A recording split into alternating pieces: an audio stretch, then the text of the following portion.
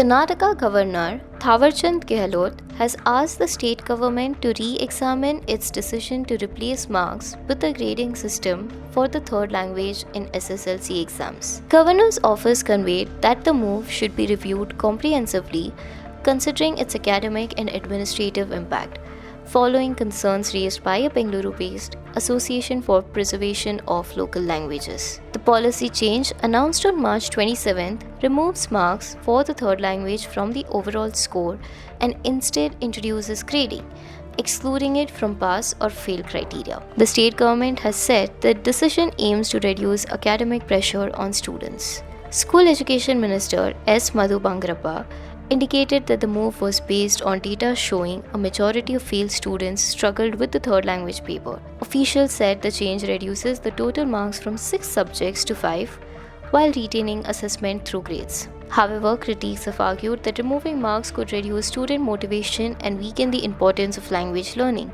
The issue has also triggered a wider debate on language policy in the state, with some groups advocating a two-language system. Opposition leaders, including R. Ashoka, have opposed the move and said the earlier system would be restored if the BJP returns to power, while Union Minister Shobha Karandlaje criticized the decision as being against Hindi. The government has been asked to consult relevant departments and take an appropriate decision in the larger interest of students.